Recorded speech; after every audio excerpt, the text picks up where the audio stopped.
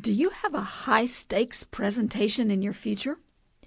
Would it help if someone told you, "Hey, don't be nervous. You'll do fine"? I didn't think so.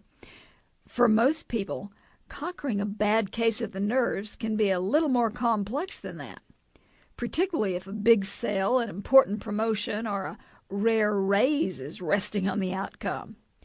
Not to mention the thought of a negative outcome if the presentation flops. That was the case back at the beginning of my speaking career. 5 minutes before I was to deliver my first executive presentation, the CEO who had hired me to speak to his team of 17 executive VPs caught me in the hallway outside the boardroom where the big event was to happen. He stuck out his hand toward me and introduced himself. Actually, that wasn't necessary because from the moment I'd laid eyes on him as he charged through the doors at the end of the hall, there was no doubt he was in charge. He nodded toward Pam, who'd been my contact and his liaison through the planning process. He dropped my hand and glanced at his watch.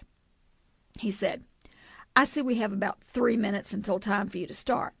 Just wanted to catch you beforehand and explain a few things."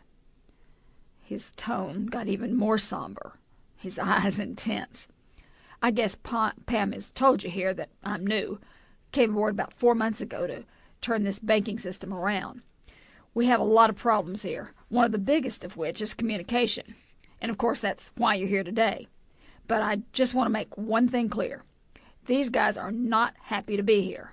Let's just say that I've made this a command performance, that they show up, that is, and my reputation is on the line. I just want you to understand that you have approximately several $1,000s per minute in salary sitting around that table. Do you understand? In fact," he paused, and for a moment I was afraid it was because he could see me beginning to turn pale.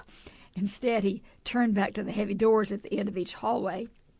There were armed guards standing there.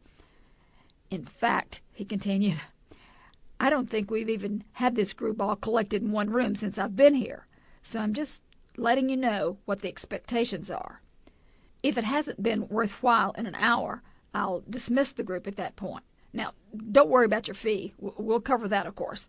But we can't afford to have this executive group off the job if what you have to say isn't worthwhile. Do you understand?" He held the stare as if trying to push that thought through the pores of my skin. I nodded. He reached out to shake my hand one more time, and he mumbled something like, "I'm looking forward to it," and just stalked away. Well, definitely, Sample complete. Ready to continue?